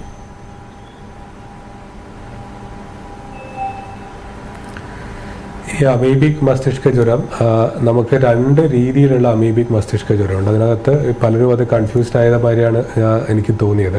നമ്മൾ സാധാരണ ഈ വെള്ളത്തിലൊക്കെ മുങ്ങി കുളിച്ചിട്ട് കുറച്ച് ദിവസം കൊണ്ട് ഈ രോഗലക്ഷണങ്ങൾ വരികയും രോഗി ഗുരുതരാവസ്ഥയിലേക്ക് പോവുകയും ചെയ്യുന്നത് ഈ പ്രൈമറി അമീബിക് മെനിഞ്ചോ എൻസെഫലൈറ്റിസ് എന്ന് പറയുന്ന മസ്തിഷ്ക ജ്വരമാണ്. അത് നീഗ്ലേരിയ ഫൗലറി എന്ന് പറയുന്ന ഒരു അമീബ കാരണം ഉണ്ടാവുന്നതാണ്. അതാണ് ഈ നമ്മൾ ഈ കെട്ടിക്കിടക്കുന്ന വെള്ളത്തിലൂടെ അല്ലെങ്കിൽ നമുക്ക് അധികം ഒഴുക്കില്ലാത്ത വെള്ളത്തിലൊക്കെ ഈ ആൾക്കാർ മുങ്ങിക്കുളിച്ച് ഈ മൂക്കിലൂടെ ഈ അണുക്കൾ ശരീരത്തിലേക്ക് പ്രവേശിക്കുമ്പോഴാണ് ഈ രീതിയിലുള്ള രോഗം കാണുന്നത്. അതേപോലെ തന്നെ നമ്മുടെ നാട്ടിലത് കുട്ടികളിൽ മാത്രമാണ് റിപ്പോർട്ട് ചെയ്യപ്പെട്ടതെങ്കിൽ കൂടെ ഏകദേശം നമുക്ക് ലഭ്യമായ കണക്കുകൾ അനുസരിച്ച് ഇന്ത്യയിൽ ഇതുവരെ 30ഓളം കേസുകൾ റിപ്പോർട്ട് ചെയ്യപ്പെട്ടതിൽ പകുതി കേസുകളും അത് മുതിർന്ന ആൾക്കാരിലാണ്. അതുകൊണ്ട് തന്നെ ഇത് കുട്ടികളിൽ മാത്രം ഒതുങ്ങി നിൽക്കുന്ന ഒരു രോഗമാണെന്നുള്ളത് തെറ്റിദ്ധരിക്കാൻ പാടില്ല. ഇതിൻ്റെ കൂടെ തന്നെയാണ് നമ്മുടെ കേരളത്തിലെ ചില ഭാഗങ്ങളിൽ നിന്ന്, കണ്ണൂരിൽ നിന്നും മറ്റു ചില ഭാഗങ്ങളിൽ നിന്നും ഈ ഗ്രാനുലോമാറ്റസ് അമീബിക് എൻസെഫലൈറ്റിസ് എന്ന് പറയുന്ന മറ്റൊരു ഈ മസ്തിഷ്ക ജ്വരം കൂടെ റിപ്പോർട്ട് ചെയ്യപ്പെട്ടിരിക്കുന്നത്. അത് ഈ വെള്ളത്തിൽ മുങ്ങിക്കുളിച്ചുകൊണ്ട് മാത്രം മരണമെന്നില്ല. ഈ മലിനജലത്തിൽ നമ്മുടെ ശരീരത്തിലേക്ക് ആ മലിനജലത്തിൻ്റെ കണികകൾ നമ്മളെ ലങ്സിലേക്ക് വരികയോ അല്ലെങ്കിൽ കാലിലൊക്കെ മുറി ഉണ്ടെങ്കിൽ അതിനകത്തൂടെ അതിൻ്റെ അണുക്കളൊക്കെ ശരീരത്തിലേക്ക് കയറി കഴിഞ്ഞാൽ മറ്റേതുപോലെ പെട്ടെന്ന് രോഗലക്ഷണങ്ങൾ വരില്ല. കുറച്ച് ആഴ്ചകളോ മാസങ്ങളോ കൊണ്ടാണ് അത് രോഗലക്ഷണങ്ങൾ വരിക. രോഗലക്ഷണങ്ങൾ വന്നാൽ അതും ഇതേപോലെ തന്നെ രോഗി ഗുരുതരാവസ്ഥയിലേക്ക് പോകാം. പക്ഷേ ഇത് രണ്ടും നമ്മുടെ വളരെ അപൂർവമായിട്ട് മാത്രം റിപ്പോർട്ട് ചെയ്യപ്പെട്ടതാണ്. സാധാരണ രീതിയിൽ അത് മഴക്കാലം വരുന്നതനുസരിച്ച് ആ രോഗം, പ്രത്യേകിച്ച് ഈ പ്രൈമറി അമീബിക് മെനിഞ്ചൈറ്റിസ് ഒക്കെ നമ്മുടെ ഈ അന്തരീക്ഷ ഊഷ്മാവ് കൂടി നിൽക്കുന്ന സമയത്താണ് കൂടുതലായിട്ട് വരുന്നത്. ഈ മഴ തുടങ്ങുന്ന സമയത്തും ഈ കെട്ടിക്കിടക്കുന്ന വെള്ളത്തിലൊക്കെ ചളിവെള്ളം വരുമ്പോൾ ഇതേ രീതിയിൽ വരാം. അത് കഴിഞ്ഞിട്ട് അത് വലിയ രീതിയിലേക്ക് രോഗവ്യാപനത്തിനുള്ള സാധ്യത കുറവാണ്. നമ്മളിപ്പോൾ ഞാൻ നേരത്തെ പറഞ്ഞ പോലെ നമ്മുടെ ആശുപത്രികളിലൊക്കെ, പ്രത്യേകിച്ച് ഈ നോർത്ത് കേരളയിലൊക്കെ എല്ലാ ആശുപത്രികളിലും, ഞാൻ കോഴിക്കോടാണെങ്കിലും കണ്ണൂരാണെങ്കിലും മലപ്പുറം ഭാഗങ്ങളിലൊക്കെ ആണെങ്കിൽ ഇപ്പം ഡെങ്കിപ്പനിയാണ് വളരെ വലിയ രീതിയിലേക്ക് പടർന്നു പിടിക്കുന്നത്. അതിനെപ്പറ്റി പലർക്കും നമുക്ക് കൃത്യമായ ചികിത്സ തുടക്കത്തിൽ കൊടുക്കാത്തതോ അല്ലെങ്കിൽ അനാവശ്യമായ ചില മരുന്നുകൾ ഉപയോഗിക്കുന്നതോ ഒക്കെയാണ് അത് ഗുരുതരാവസ്ഥയിലേക്ക് പോകാൻ പലപ്പോഴും കാരണമാവുന്നത്. അത് നമുക്ക് വളരെ എളുപ്പത്തിൽ തന്നെ രോഗനിർണയം നടത്താൻ പറ്റുന്നതും നേരത്തെ കോളറയുടെ കൊണ്ടൊക്കെ പറഞ്ഞ പോലെ തന്നെ ശരീരത്തിലേക്കുള്ള ജലാംശം കുറയാതെ സൂക്ഷിച്ചു കഴിഞ്ഞാൽ ബാക്കിയുള്ള കോംപ്ലിക്കേഷൻസ് ഒക്കെ നമുക്ക് ഒരു പരിധി വരെ തടഞ്ഞു നിർത്താനും സാധിക്കുന്നതാണ്. അനാവശ്യമായി നമ്മൾ ഈ വേദന സംഹാരി മരുന്നുകൾ ഉപയോഗിക്കുക, അതല്ലെങ്കിൽ നമ്മൾ തുടർച്ചയായ ഛർദി ഉണ്ടെങ്കിലും അത് കൃത്യമായ രീതിയിൽ ശ്രദ്ധിക്കാതിരിക്കുക, ഇതൊക്കെയാണ് നമ്മൾ ഡെങ്കിപ്പനിയിൽ കൂടുതൽ ബുദ്ധിമുട്ടിലേക്ക് സാധാരണ കൊണ്ടുപോകാറ്. അതിൻ്റെ കൂടെ ഒരൊറ്റ കാര്യം കൂടെ ഞാൻ പറഞ്ഞോട്ടെ. കാരണം നമ്മൾ ഈ ഡെങ്കിപ്പനി ഇന്ന് കുറേ കേസുകൾ നമ്മുടെ ഐസിയുവിൽ കണ്ടതുകൊണ്ടാണ് ഞാൻ പറയുന്നത്. ഇത് പ്രധാനമായും നമ്മൾ ശ്രദ്ധിക്കേണ്ടത് ബാക്കിയുള്ള എല്ലാ പനികളും നമ്മൾ പനി ഉള്ള സമയത്താണ് രോഗി കോംപ്ലിക്കേഷനിലേക്ക് പോവുക. പക്ഷെ ഡെങ്കിപ്പനി അധിക സമയവും നമ്മൾ ആ തുടക്കത്തിൽ പനി മാറിക്കഴിയുന്ന ഒരു സമയത്താണ് രോഗി കൂടുതൽ കോംപ്ലിക്കേഷനിലേക്ക് പോവാറ്. ആ സമയത്താണ് നമ്മുടെ ശരീരത്തിലെ പ്ലേറ്റ്ലെറ്റിൻ്റെ അളവ് കുറയുക, അതേപോലെ തന്നെ ശരീരത്തിൽ ബ്ലീഡിങ് വരിക, മറ്റ് അവയവങ്ങളുടെ പ്രവർത്തനങ്ങൾക്ക് ബുദ്ധിമുട്ട് വരിക, രോഗിയുടെ രക്തസമ്മർദ്ദം കുറയുക, ആ രീതിയിലുള്ള കോംപ്ലിക്കേഷനിലേക്ക് പോകുന്നത്. അപ്പോൾ അത് ഈ പനി വരുന്ന സമയത്ത് തന്നെ, പ്രത്യേകിച്ച് നമ്മൾ ഈ ഡെങ്കിപ്പനി റിപ്പോർട്ട് ചെയ്യുന്ന സ്ഥലങ്ങളിലൊക്കെ ആണെങ്കിൽ നമ്മൾ ഈ പ്ലേറ്റ്ലെറ്റിൻ്റെ അളവും അതേപോലെ തന്നെ ഹീമോഗ്ലോബിൻ്റെ അളവും ഒക്കെ ഏത് രീതിയിലുണ്ടെന്ന് നോക്കുകയും, ഈ തുടക്കത്തിൽ തന്നെ ആണെങ്കിൽ നമ്മൾ ഡെങ്കി NS1 പോലെയുള്ള ആൻറ്റിജൻ ടെസ്റ്റുകൾ ചെയ്ത് കഴിഞ്ഞാൽ നമുക്കത് പനി കണ്ടുപിടിക്കാനും പറ്റും. അതിനുശേഷം നമ്മുടെ ശരീരത്തിലെ വെള്ളത്തിൻ്റെ അളവ് നല്ല രീതിയിൽ തന്നെ നിലനിർത്തി കഴിഞ്ഞാൽ നമുക്ക് ഈ പലപ്പോഴും ഈ പ്ലേറ്റ്ലെറ്റ് കൗണ്ട് കുറയുന്നതും അത് അനുബന്ധിച്ചുള്ള മറ്റ് ബുദ്ധിമുട്ടുകൾ ഒഴിവാക്കാൻ പറ്റും. അതേപോലെ തന്നെ എന്തെങ്കിലും ചില പ്രത്യേക ഭക്ഷണം നമ്മൾ കഴിച്ചതുകൊണ്ട് ഈ പ്ലേറ്റ്ലെറ്റ് കൗണ്ട് കുറയുന്നത് നമുക്ക് ഒഴിവാക്കാനും പറ്റില്ല. പലർക്കും ഉള്ളൊരു തെറ്റിദ്ധാരണയാണ് ഈ പപ്പായയുടെ ഇല കഴിക്കുക, അല്ലെങ്കിൽ പച്ച പപ്പായ കഴിക്കുക, ഏതെങ്കിലും പ്രത്യേക രീതിയിലുള്ള ഈ ഫ്രൂട്ട്സ് കഴിക്കുക, ഇതൊക്കെ കൊണ്ട് പ്ലേറ്റ്ലെറ്റ് കൗണ്ട് ഇമ്പ്രൂവ് ചെയ്യുന്നുള്ള ഒരു തെറ്റിദ്ധാരണ പലർക്കും ഉണ്ട്. പ്ലേറ്റ്ലെറ്റ് കൗണ്ട് കൂടാൻ നമ്മൾ പ്രധാനമായും ശ്രദ്ധിക്കേണ്ടത് ശരീരത്തിലെ ജലാംശം കുറയാതെ നോക്കുക എന്നുള്ളതാണ്. ശരി, ഡോക്ടർ പറഞ്ഞ വളരെ പ്രധാനപ്പെട്ട കാര്യമാണ്. ഇത്തരത്തിലുള്ള തെറ്റിദ്ധാരണകൾ പല സമയത്തും ഇങ്ങനെയുള്ള അസുഖങ്ങൾ റിപ്പോർട്ട് ചെയ്യുമ്പോൾ നമ്മുടെ ബോധവൽക്കരണത്തിനൊപ്പം വേണ്ടാത്ത കുറേ തെറ്റായ കാര്യങ്ങൾ കൂടി പ്രചരിപ്പിക്കുന്ന ഒരു രീതി നമുക്കുണ്ട്. ഡോക്ടർ അമർ ഫെറ്റൽ, അത്തരത്തിൽ ഈ കോളറയെ സംബന്ധിച്ചും അങ്ങനെ പല കാര്യങ്ങളും വരുന്നുണ്ട്. ഈ ഭക്ഷണം, വൃത്തിയുള്ള ഭക്ഷണവും വെള്ളവും കഴിക്കുക എന്നുള്ള ഏറ്റവും ബേസിക് ആയിട്ടുള്ള കാര്യം, അതിനപ്പുറത്തേക്ക് ഈ സമുദ്ര വിഭവങ്ങൾ കഴിക്കുമ്പോൾ ശ്രദ്ധയുണ്ടാകണം, അതിലൂടെ കോളറ പകരും എന്നൊക്കെ പലയിടത്തും കണ്ടു. അതിനെക്കുറിച്ചൊക്കെയുള്ള യാഥാർത്ഥ്യം ഒന്ന് പറയാമോ?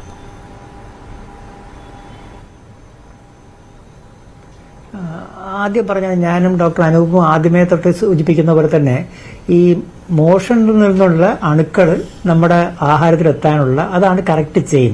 അതിപ്പോൾ ഏത് ആഹാരം, സമുദ്രോൽപ്പന്നം ആയിക്കോട്ടെ, പച്ചക്കറി ആയിക്കോട്ടെ, സാമ്പാർ ആയിക്കോട്ടെ, പരിപ്പ് കറി ആയിക്കോട്ടെ, എന്താണ് ശരി, ഇങ്ങനെ ഒരു കണ്ടാമിനേഷൻ, അല്ലെ വെറും കുടിക്കുന്ന പ്ലെയിൻ വെള്ളമാണെങ്കിലും ഈ കണ്ടാമിനേഷനാണ് കാരണം. അപ്പോൾ നമ്മൾ ഏതെങ്കിലും ഒരു ആഹാര വസ്തുവിനെ തെറ്റായിട്ട് കുറ്റം പറയുമോ, അതിനെ കൊണ്ടാണെന്നൊക്കെ ചില പഴഞ്ചൻ പറച്ചിലും പഴമൊഴികളൊക്കെ ഉണ്ട്. പക്ഷെ അതിലൊന്നും വസ്തുതയില്ല. നമ്മുടെ ഈ കണ്ടാമിനേഷൻ, മലിനീകരണമാണ് ഇതിന് പ്രശ്നമാകുന്നത്. അപ്പോൾ അത് പ്രിവെന്റ് ചെയ്യാനാണ് ഈ പറഞ്ഞ സജഷൻസ്, നിർദ്ദേശങ്ങൾ നമ്മൾ രണ്ടുപേരും ഇപ്പോൾ മുന്നോട്ട് വെച്ചതും നമ്മൾ ആരോഗ്യ വകുപ്പ് തന്നെ ജനങ്ങളുടെ ഇടയ്ക്ക് പ്രചരിപ്പിക്കുന്നതൊക്കെ അതാണ്. നമ്മൾ ക്ലീൻനെസ് പാലിക്കുക, പരിസര ശുചിത്വം പാലിക്കുക, നമ്മുടെ കൈ വൃത്തിയാക്കുന്ന കാര്യം സൂക്ഷിക്കുക, soap and water wash, clean ചൂടുള്ള ആഹാരം മാത്രം കഴിക്കുക, ആഹാരത്തിനെ പ്രൊട്ടക്റ്റ് ചെയ്യുക, വെള്ളം തിളപ്പിച്ച് മാത്രമേ ഉപയോഗിക്കാവൂ. അപ്പോൾ ഇതൊക്കെ പാലിക്കുക. പിന്നെ ഏർലി സഹായം എപ്പോഴും കോളറയ്ക്ക് പ്രത്യേകിച്ച് ഇമ്പോർട്ടൻ്റ് ആണ്. അതുകൊണ്ട് നമ്മൾ ഒരാൾക്ക് വയറിളക്കം ഇപ്പം ഈ ഏത് സാഹചര്യത്തിലുണ്ടെങ്കിൽ ശരി, നമ്മൾ നിരീക്ഷിക്കണം എന്ത് ടൈപ്പ് മോഷനാണ് പോകുന്നത്. ഇതുപോലെ ക്ലിയറോ കഞ്ഞിവെള്ളത്തിൻ്റെ കളറുള്ള മോഷനാണെങ്കിൽ അത് വീട്ടിലിരുന്ന് ORS കുടിച്ചു തുടങ്ങാം. പക്ഷെ അത് വീട്ടിൽ നിന്ന് ചികിത്സിക്കാമെന്ന് ചിന്തിക്കാതെ ഈ ഒരു പ്രത്യേക കണ്ടീഷൻ, ക്ലിയർ കഞ്ഞിവെള്ളം പോലത്തെ മോഷൻ പോകുന്നെങ്കിൽ അത് ഇമീഡിയറ്റ് ആയിട്ട് തൊട്ടടുത്തുള്ള നല്ലൊരു ഹോസ്പിറ്റലിൽ പോയി, വലിയ ഹെൽത്ത് സെന്ററിൽ പോയി ഡോക്ടറെ കണ്ട് നേരിട്ട് ആ കാര്യം ബോധിപ്പിക്കണം. അങ്ങനെ ചെയ്യുന്നതിൽ കൂടെ തന്നെ ഡോക്ടർക്ക് ഈസി ആയിട്ട് മരുന്ന് സ്റ്റാർട്ട് ചെയ്യാൻ പറ്റും. അപ്പം മരുന്നാണെങ്കിൽ വളരെ സുലഭമായിട്ട് നമുക്ക്, വളരെ സിമ്പിൾ മരുന്നാണ്, വളരെ സുലഭമായിട്ട് നമ്മുടെ സർക്കാർ ആരോഗ്യ കേന്ദ്രങ്ങളൊക്കെ ഫ്രീ ആയിട്ട് കിട്ടും. അല്ലാണ്ട് ആൾക്കാർക്ക് പ്രൈവറ്റ് സെക്ടറിൽ നിന്ന് മേടിക്കാൻ അങ്ങനെയും അവൈലബിൾ ആണ്. അത്രയ്ക്ക് സിമ്പിൾ മരുന്നാണ് ഈ കോളറയ്ക്കൊക്കെ എതിരായിട്ട് വർക്ക് ചെയ്യുന്നത്. വളരെ ഇഫക്റ്റീവ് മരുന്നുകളുമാണ്. അപ്പോൾ അത് യൂസ് ചെയ്യുക. പിന്നെ ഇതുപോലത്തെ സംശയങ്ങൾ വളരെ പ്രധാനമാണ്. എന്തെങ്കിലും സംശയങ്ങൾ, ഒരു അഭ്യൂഹമായിക്കോട്ടെ, അല്ലെ അസുഖത്തിനെ പറ്റിയോ അല്ലെ വയറിളക്കത്തിനെ പറ്റി സംശയം തോന്നുകയാണെങ്കിൽ ഉടനെ നമ്മൾ ചെയ്യേണ്ടത് ദിശയിലേക്ക് ഒരു കോൾ കൊടുക്കുക. ദിശ എന്ന് വെച്ചാൽ ആരോഗ്യവകുപ്പിന്റെ ഹെൽപ്പ് ലൈൻ ആണ്. വളരെ എളുപ്പത്തിൽ 104 104 1056 1056, പിന്നെ 0471 255 2056, അതുപോലെ 0471 255 1056. ഈ 4 നമ്പറിൽ ഏതിൽ വിളിച്ചാലും അത് ഡോക്ടേഴ്സിനോട് ഡയറക്റ്റായിട്ട് കണക്ട് ചെയ്യുന്ന ഒരു സർവീസാണ്. എന്തുതരം സംശയത്തിനെ പറ്റിയും അല്ലെങ്കിൽ ഒരു ഗൈഡൻസിന് വേണ്ടിയും അഭ്യൂഹങ്ങളെ നമുക്ക് നിരാകരിക്കാൻ വേണ്ടിയും അല്ലെ അകറ്റാൻ വേണ്ടിയും ഒക്കെ ഈ ദിശയിലേക്കുള്ള കോൾ കൊടുത്തു കഴിഞ്ഞാൽ ഏത് നേരത്താണെങ്കിലും നല്ല കറക്റ്റായിട്ടുള്ള, വളരെ ഫ്രണ്ട്ലി ആയിട്ടുള്ള തരം സഹായം, ഐഡിയാസ്, ഗൈഡൻസ് നമ്മുടെ ആരോഗ്യത്തിൻ്റെ ഡോക്ടേഴ്സിൻ്റെ സ്പെഷ്യൽ ടീം ഡോക്ടേഴ്സ് അതിന് തരുന്നതായിരിക്കും. അപ്പോൾ ഈ വിധത്തിൽ ചെയ്യുന്നതും പ്രധാനമാണ്. പിന്നെ സ്പെഷ്യൽ കെയർ അർഹിക്കുന്ന കൊച്ചുകുട്ടികൾ, ഇപ്പോൾ ഡേ കെയർ സെന്റേഴ്സ് ആയിക്കോട്ടെ, നഴ്സറീസ്, അതുപോലെ ഓൾഡ് ഏജ് സ്ഥലങ്ങൾ. അപ്പോൾ അവിടെയൊക്കെ ആകുമ്പോൾ സ്വന്തമായിട്ട് കെയർ എടുക്കാൻ പറ്റാത്ത ആൾക്കാരാണ് ചിലപ്പോൾ അവിടെ ഉണ്ടാകുക. അല്ലെങ്കിൽ കൊച്ചു കുഞ്ഞുങ്ങളോട് പറഞ്ഞാൽ കൈ കഴുകലൊക്കെ പറഞ്ഞ് പഠിപ്പിക്കാം. വളരെ പ്രായമായ ആൾക്കാർ അവർക്കിതൊക്കെ അറിയാമെങ്കിലും ചിലപ്പോൾ അത് ചെയ്യാൻ പറ്റില്ലായിരിക്കും. അപ്പോൾ അവരെ അവിടെയൊക്കെ പ്രത്യേകിച്ച് അവരുടെ കെയർ ഗിവേഴ്സ് ഇതിനെപ്പറ്റി അവെയർ ആയിരിക്കണം. ഓൾഡ് ഏജ് ഹോമിന്റെ കെയർ ഗിവേഴ്സ് ആയിക്കോട്ടെ, അംഗൻവാടി ടീച്ചേഴ്സ്, നഴ്സറികളും പ്ലേ സ്കൂളും നടത്തുന്ന ആൾക്കാർ, അവരൊക്കെ ഈ കുട്ടികളുടെ അല്ലെ അവിടെയുള്ള ഇൻമേറ്റ്സിന്റെ ശുചിത്വവും ഈ ശീലങ്ങൾ ഒക്കെ ഒന്ന് മോണിറ്റർ ചെയ്ത് വാച്ച് ചെയ്ത് കറക്റ്റായിട്ട് വളരെ ഫ്രണ്ട്ലി ആയിട്ട് ഗൈഡ് ചെയ്ത് ശരിയായി കഴിഞ്ഞാൽ അവിടെയും നമുക്ക് സേഫ്റ്റി ഗ്യാരണ്ടി ചെയ്യാൻ പറ്റും. ഓക്കെ ഡോക്ടർ അമർഫെറ്റിൽ ഒരു കാര്യം കൂടി, വെള്ളത്തിന്റെ കാര്യം പറയുമ്പോൾ കഴിഞ്ഞ ദിവസങ്ങളിലൊക്കെ നമുക്കറിയാം കൊച്ചിയിലൊരു ഫ്ളാറ്റിൽ വെള്ളത്തിൽ നിന്നാണ് ഉപാധിയുണ്ടായി, നിരവധി പേർക്ക് ഛർദിയും വയറിളക്കവും ഒക്കെ ഉണ്ടായി, ചെറിയ കുട്ടികളടക്കം അവിടെ ഉണ്ടായിരുന്നു. പരസ്പരം ഈ ഫ്ളാറ്റ് ജീവിതം ആയതുകൊണ്ട് തന്നെ അങ്ങോട്ടും ഇങ്ങോട്ടും അറിയാൻ തന്നെ കുറച്ച് സമയമെടുത്തു എന്നുള്ളതും നമ്മളെ അതിശയിപ്പിച്ചു. പക്ഷെ അവിടെയൊക്കെ ഉണ്ടായിരുന്ന ഈ ഫിൽട്ടർ ചെയ്ത വെള്ളം അല്ലെങ്കിൽ പുറത്തുനിന്ന് വാങ്ങിക്കുന്ന വെള്ളം അത് വലിയ വില്ലനാകുന്നുണ്ട്. പല ഏജൻസികളും ഇത് എവിടെ നിന്നാണ് ഈ വെള്ളം കൊണ്ടുവരുന്നത് അടക്കമുള്ള കാര്യങ്ങൾ പലർക്കും ഇപ്പോഴും അറിയില്ല. അവിടെയൊക്കെ കുറച്ചുകൂടി ശ്രദ്ധ നമ്മൾ കൊടുക്കേണ്ടതില്ലേ?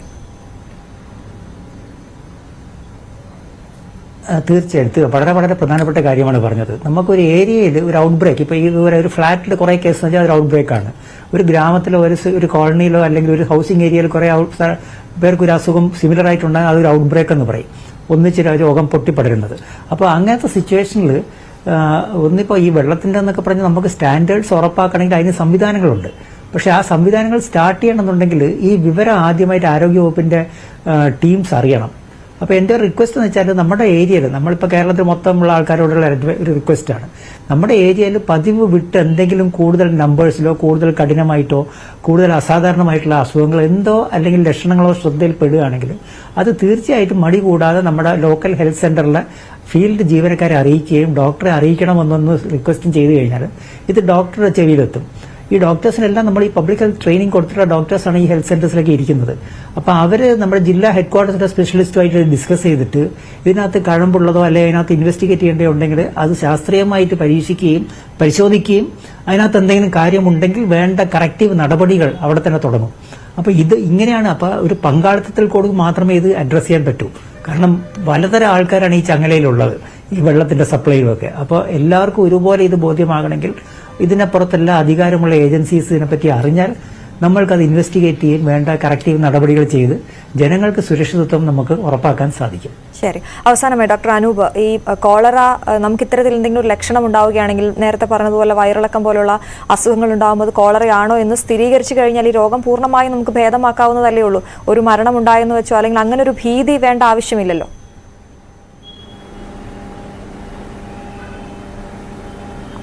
തീർച്ചയായിട്ടും ഇല്ല. നേരത്തെ ഡോക്ടർ ഞാനൊക്കെ സൂചിപ്പിച്ച പോലെ തന്നെ ഇത് വളരെ എളുപ്പത്തിൽ ഡയഗ്നോസ് ചെയ്യാൻ പറ്റുന്നതും വളരെ കൃത്യമായ രീതിയിലുള്ള ചികിത്സാ മാർഗങ്ങളും ഉള്ള ഒരു രോഗമാണ്. ഇതിനകത്ത് മരണം സംഭവിക്കുന്നത് എപ്പോഴും ഈ ശരീരത്തിലേക്കുള്ള നിർജ്ജലീകരണം കൊണ്ട് മാത്രമാണ്. അപ്പോൾ അതുകൊണ്ട് മുമ്പൊക്കെ സൂചിപ്പിച്ച പോലെ തന്നെ ഈ വെള്ളം പോലെ വയറ്റുന്ന് പോകുന്നുണ്ടെങ്കിൽ നമ്മൾ ഉടനടി തന്നെ ഈ നമ്മുടെ ശരീരത്തിലേക്ക് വെള്ളത്തിൻ്റെ അളവ് കുറയാതിരിക്കാൻ വേണ്ടി ORSഉം മറ്റു രീതിയിലുള്ള വീട്ടിൽ ലഭ്യമായ നമ്മൾ കഞ്ഞിവെള്ളത്തിൽ ഉപ്പിട്ടിട്ടോ ആ രീതിയിലൊക്കെയുള്ള വെള്ളം കുടിക്കുകയും ഡോക്ടർ പറഞ്ഞ പോലെ തന്നെ ഉടനടി തന്നെ അടുത്തുള്ള ആരോഗ്യ കേന്ദ്രത്തിലോ അല്ലെങ്കിൽ ആശുപത്രിയിലോ എത്തി അതിനുള്ള കൃത്യമായ ചികിത്സ നേടുകയും ചെയ്യുക എന്നുള്ളതാണ്. അപ്പോൾ അതുകൊണ്ട് തന്നെ ഒരു മരണം സംഭവിച്ചു എന്ന് പറഞ്ഞിട്ട് ഒരു ആശങ്കപ്പെടേണ്ട രീതിയിലുള്ള ഒരു അസുഖമല്ല കോളറ. പക്ഷേ തീർച്ചയായിട്ടും ഈ ഒരു മഴക്കാലത്ത് പ്രത്യേകിച്ച് നമ്മളെ ഈ വെള്ളമൊക്കെ കയറുന്ന സമയത്താണ് നമുക്ക് ഇതേ രീതിയിലേക്ക് നമ്മളെ ഈ ജലസ്രോതസ്സുകളൊക്കെ ഈ മലിനപ്പെടുന്നത്. അപ്പോൾ അതുകൊണ്ട് തീർച്ചയായിട്ടും ഇനിയും മറ്റ് സ്ഥലങ്ങളിലും ഇതേ രീതിയിൽ തന്നെ രോഗം റിപ്പോർട്ട് ചെയ്യപ്പെടുന്നത് കോളറ ആവട്ടെ, മറ്റ് ഈ വയറിളക്ക അല്ലെങ്കിൽ ഛർദി പോലെയുള്ള രോഗങ്ങളാവട്ടെ, ഫുഡ് പോയ്സണിങ് ആവട്ടെ, ഇതൊക്കെ ഇനിയും വരാനുള്ള സാധ്യത വളരെ കൂടുതലാണ്. ഇതൊക്കെ നമുക്ക് ഈ പറഞ്ഞ പോലെ ഈ വെള്ളത്തിൻ്റെ നമ്മളെ ഈ മഴവെള്ളമൊക്കെ വന്നിട്ട് നമ്മളെ വാട്ടർ സോഴ്സിലേക്ക് അല്ലെങ്കിൽ കിണറ്റിലേക്കോ മറ്റ് വാട്ടർ സോഴ്സിലേക്കോ വന്ന് ചേരുമ്പോഴാണ് ഈ വെള്ളം മലിനമാവുന്നത്. അപ്പോൾ അത് ഇനിയും വരുന്ന ആഴ്ചകളിലും മാസങ്ങളിലും ഒക്കെ വരാനുള്ള സാധ്യത കൂടുതലാണ്. അതുകൊണ്ട് തന്നെ നേരത്തെ പറഞ്ഞ പോലെ തിളപ്പിച്ചാറ്റിയ വെള്ളം മാത്രം ഉപയോഗിക്കുക. ഹോട്ടലുകളിലാണെങ്കിലും അത് ഉറപ്പ് വരുത്തുക. കാരണം നേരത്തെ ഡോക്ടർ സൂചിപ്പിച്ച ഒരു വളരെ ഇമ്പോർട്ടൻറ്റ് പോയിന്റാണ്. നമ്മൾ സാധാരണ വെള്ളം തിളപ്പിച്ചിട്ടാണെങ്കിലും അതിനകത്തേക്ക് സാധാരണ കുറച്ച് തണുത്ത വെള്ളം കൂടി ഒഴിച്ച് വെള്ളം തണുപ്പിക്കുക എന്നുള്ളത് നമ്മൾ എല്ലാവരുടെയും ഒരു ശീലമാണ്. അതൊരിക്കലും ചെയ്യാൻ പാടില്ല. ഈ തിളപ്പിച്ചാറ്റിയ വെള്ളം മാത്രം ഉപയോഗിക്കുക. അതേപോലെ തന്നെ നമ്മൾ പ്രത്യേകിച്ച് നമ്മളൊരു ഒരു ഇപ്പോഴത്തെ വേറൊരു ട്രെൻഡ് നമുക്ക് വീട്ടിലൊക്കെയുള്ള ഫിൽറ്ററുകളാണ്. നമുക്ക് ഈ പല രീതിയിലുള്ള ട്രിപ്പിൾ ഫിൽറ്ററുകളൊക്കെ ഉണ്ട്. UV, RO അതേപോലെ തന്നെയുള്ള ഫിൽട്രേഷൻ മെത്തേഡ് ഉപയോഗിക്കുന്ന ഫിൽറ്ററുകളുണ്ട്. ഇത് ശരിക്കും ഐഡിയലി ഈ ഒരു ഫിൽറ്റർ നമ്മൾ കൃത്യമായി ഉപയോഗിക്കുകയാണെങ്കിൽ നമുക്ക് ആ വെള്ളം ഉപയോഗിക്കാൻ പറ്റും. പലരും എൻ്റെ അടുത്ത് ചോദിച്ച സംശയമാണ്, അതുകൊണ്ടാണ് ഞാൻ പറയുന്നത്. പക്ഷെ അതിൻ്റെ പ്രോബ്ലം എന്താണെന്ന് വെച്ച് കഴിഞ്ഞാൽ ഈ ഫിൽറ്റർ ഉപയോഗിക്കുമ്പോഴും അത് കൃത്യമായ അളവിൽ അത് സർവീസ് ചെയ്യുകയും അതിൻ്റെ ഈ ഫിൽട്രേഷൻ കൃത്യമായി നടക്കുന്നുണ്ടെന്ന് ഉറപ്പ് വരുത്തുകയും അതല്ലെങ്കിൽ അതിൻ്റെ UV ആണെങ്കിലും RO സിസ്റ്റം ആണെങ്കിലും ഒക്കെ വർക്ക് ചെയ്യുന്ന ഉറപ്പിച്ച് വേണം നമ്മൾ എന്നാലും മാത്രമേ നമുക്ക് ആ വെള്ളം ഡയറക്റ്റായിട്ട് ഉപയോഗിക്കാൻ പറ്റുള്ളൂ. ഇപ്പം ഇങ്ങനത്തെ ഒരു സാഹചര്യങ്ങളൊക്കെ വരുന്ന സമയത്ത് തീർച്ചയായിട്ടും നമ്മളത് കൃത്യമായി സർവീസ് ഒന്നും ചെയ്തിട്ടില്ല, കൃത്യമായ കാലയളവിൽ അതിൻ്റെ ഫിൽറ്ററും RO സിസ്റ്റവും ഇതൊന്നും മാറ്റിയിട്ടില്ലെങ്കിൽ തിളപ്പിച്ചാറ്റിയ വെള്ളം തന്നെ ഉപയോഗിക്കുന്നതായിരിക്കും നന്നാവുക. ഇതും കൂടെ ശ്രദ്ധിക്കേണ്ടതാണ്. ശരി ഡോക്ടർ അമർ ഫെറ്റൽ, ഒരു ചോദ്യം കൂടി. നമ്മുടെ ആരോഗ്യവകുപ്പിനെ നമ്മൾ പല കാര്യങ്ങളിലും കുറ്റം പറയുമെങ്കിലും ഇത്തരത്തിൽ എന്തെങ്കിലും ഒരു വലിയ ആശങ്ക ഉണ്ടാകുമ്പോൾ നമ്മൾ ചോദിക്കും എന്താണ് ഇപ്പോൾ ചെയ്തുകൊണ്ടിരിക്കുന്നതെന്ന്. താങ്കൾ അതിൻ്റെ ഭാഗമായ ആൾ കൂടി ആയതുകൊണ്ട് ഞാൻ ചോദിക്കുകയാണ്, എന്താണ് ഇപ്പോൾ ഈ കോളറയുമായി ബന്ധപ്പെട്ട് ആരോഗ്യവകുപ്പ് ചെയ്തുകൊണ്ടിരിക്കുന്നത്? പ്രത്യേകിച്ച് അങ്ങനെ എന്തെങ്കിലും ഒരു പ്രദേശത്ത് ഇങ്ങനെ കണ്ടെത്തുകയാണെങ്കിൽ അവിടെ ലോക്ക് ചെയ്തുകൊണ്ട് അവിടെ പരിശോധന നടത്തുകയും ശുചീകരണവും അങ്ങനെയൊക്കെയാണോ? ഒന്ന് വ്യക്തമാക്കാമോ അതുകൂടി? പൊതുവേ നമ്മളിങ്ങനെ ഒരു ഔട്ട് ബ്രേക്ക് വരുമ്പോൾ ചെയ്യുന്നതെന്ന് വെച്ചാൽ ആദ്യം രോഗം വന്ന ആളാരാന്ന് ഉറപ്പിക്കുക, അയാൾക്കത് എത്തിയതിൻ്റെ സ്രോതസ് പറ്റുന്നിടത്തോളം ബാക്കിലേക്ക് ട്രേസ് ചെയ്ത് എവിടെ നിന്നായിരിക്കും വന്നത്, ആ സ്രോതസ് ഇപ്പോഴും നിലനിൽക്കുന്നുണ്ടോ എന്ന് കണ്ടുപിടിക്കുക. അതുപോലെ ഇയാളോട് കോൺടാക്റ്റ് അല്ല ഇയാളിൽ നിന്ന് പകരാവുന്ന ഒരു ക്ലോസ് സർക്കിൾസ് ഉണ്ട്, ആ സർക്കിൾസിലുള്ളവരെയൊക്കെ നിരീക്ഷണത്തിൽ വെക്കുക. ആദ്യത്തെ കണ്ടെത്തിയ രോഗം പകരാൻ ചാൻസ് ഉള്ള ഹൈ റിസ്ക് വ്യക്തികൾക്കെല്ലാം സ്പെഷ്യലായിട്ട് അവരെ ഒന്ന് കണ്ടിന്യൂസ് ആയിട്ട് നിരീക്ഷണത്തിൽ ഇരുത്താൻ വേണ്ടി ഫാമിലിയുടെയും ആരോഗ്യവകുപ്പും അതുപോലെ ഫാമിലീസിൻ്റെ സഹായത്തോടുകൂടി അവരുടെ ആരോഗ്യം നല്ലതായിട്ടിരിക്കുന്നു എന്ന് നിരീക്ഷിക്കുക. പിന്നെ വേണ്ട മരുന്നുകൾ ലഭ്യമാണെന്ന് ഉറപ്പ്. അപ്പോൾ നമ്മളിപ്പോൾ ഒരു ഏരിയയിൽ അതിനാവശ്യമുള്ള ഇപ്പോൾ ഇതിന് ഡോക്സിസൈക്ലിൻ, അസിത്രോമൈസിൻ മുതലായ മരുന്നുകൾ അവിടെ എല്ലാം ലഭ്യമാണോ എന്ന് നമ്മൾ ഉറപ്പുവരുത്തും. അതുപോലെ നമ്മുടെ ഫീൽഡ് ജീവനക്കാർ അവരാണ് ഇതിൻ്റെയൊക്കെ ഒരു പലതിൻ്റെയും നെടുന്തൂണ്. അവർ ആണ് കമ്മ്യൂണിറ്റിയിൽ ഇറങ്ങിപ്പോയി കുടുംബങ്ങളുമായിട്ട് 1-to-1 ഇൻട്രാക്ഷനിൽ ഓരോ ആളോടും പോയി സംസാരിച്ച് അതുപോലെ ജനങ്ങൾക്ക് അവരോട് നേരിട്ട് സംസാരിക്കാം. അപ്പോൾ അവർ പോയി പറയുന്ന ഒരു പ്രധാന കാര്യം ഈ ക്ലോറിനേഷൻ ആയിരിക്കും. കാരണം കിണർ യൂസ് ചെയ്യുന്ന സ്ഥലത്ത് ക്ലോറിൻ ആഡ് ചെയ്ത് ക്ലോറിനേഷനും സൂപ്പർ ക്ലോറിനേഷനും. അപ്പോൾ അത് ശരിയായ രീതിയിൽ ചെയ്യുന്നുണ്ടെന്ന് പരിശോധിക്കുക. അതിനെപ്പറ്റി സംശയം ജനങ്ങൾക്കുണ്ടെങ്കിൽ അത് ഇങ്ങനെയാണ് ചെയ്യേണ്ടതെന്ന് പറഞ്ഞു കൊടുക്കുക. അപ്പോൾ ഈ വിധത്തിലുള്ള ഒരു മാസ് ഇഫേർട്ട് എടുത്താണ് നമ്മളിത് ചെയ്യുക. അതിൻ്റെ കൂടെ തന്നെ പലപ്പോഴും എപ്പിഡെമിയോളജിക്കൽ പഠനം എന്ന് പറയുന്നത് എന്തുകൊണ്ട് ഇത് തുടങ്ങി, ഇനി അത് ഫ്യൂച്ചറിൽ ഒഴിവാക്കാൻ എന്തൊക്കെ ചെയ്യാന്നുള്ളത് ആരോഗ്യവകുപ്പും കമ്മ്യൂണിറ്റി മെഡിസിൻ സ്പെഷ്യലിസ്റ്റും ഒക്കെ ഒന്നിച്ചിരുന്ന് ഒരു റാപ്പിഡ് റെസ്പോൺസ് ടീം ഉണ്ടാവും, ജില്ലാ തലത്തിലും ബ്ലോക്ക് തലത്തിലും സംസ്ഥാന തലത്തിലും. അപ്പോൾ ഈ റാപ്പിഡ് റെസ്പോൺസ് ടീം ഈ സിറ്റുവേഷനെ മൾട്ടിപ്പിൾ സ്പെഷ്യലിസ്റ്റ് ഇരുന്ന് കൃത്യമായി വിലയിരുത്തി ആണ് എന്താ നെക്സ്റ്റ് നടപടി, അല്ലെ ഇനി എന്താ ചെയ്യേണ്ടത്, ഇത് ഇനി ക്ലോസ് ഡൗൺ ചെയ്യാമോ എന്നൊക്കെ ചെയ്യുന്നത്. ഇതും പലപ്പോഴും പബ്ലിക് അറിയാറില്ല. പക്ഷേ ഒരു വാർ റൂം എന്ന് പറഞ്ഞ യുദ്ധകാല അടിസ്ഥാനത്തിലാണ് പലപ്പോഴും പിന്നെ ഈ ബിഹൈൻഡ് ദ സ്ക്രീൻസ് ആരോഗ്യവകുപ്പ് പ്രവർത്തിക്കുന്നത്. അത് പൊതുജനങ്ങൾ കാണാത്തതുകൊണ്ടാണ് പലപ്പോഴും എന്താ ചെയ്യുന്നത് ചോദിക്കുന്നത്. വളരെയധികം പ്രവർത്തനങ്ങൾ നമ്മൾ ചെയ്യാറുണ്ട്, പക്ഷെ ഇതൊക്കെ സൈലന്റ് ബട്ട് ഇഫക്റ്റീവ് നടപടികളാണ് നമ്മൾ ചെയ്യാറുള്ളത്. ശരി, എപ്പോഴും പറയുന്നത് പോലെ ഭയം വേണ്ട, ജാഗ്രത മതി എന്ന് പറയുന്നത് പോലെ കോളറയുടെ കാര്യത്തിലും അത് തന്നെയാണ്. ഈ അരമണിക്കൂർ പൊതുജനങ്ങൾക്കും പ്രേക്ഷകർക്കും പ്രയോജനപ്പെട്ടു എന്ന് ഞങ്ങൾ കരുതുന്നു. വളരെയധികം നന്ദി ഡോക്ടർ അമർ ഫെറ്റൽ, ഡോക്ടർ AS അനൂപ് ഞങ്ങൾക്കൊപ്പം അതിഥികളായി ചേർന്നതിൽ. കടുപ്പം കുറിച്ച് പൂർണ്ണമാകുന്നു. നമസ്കാരം.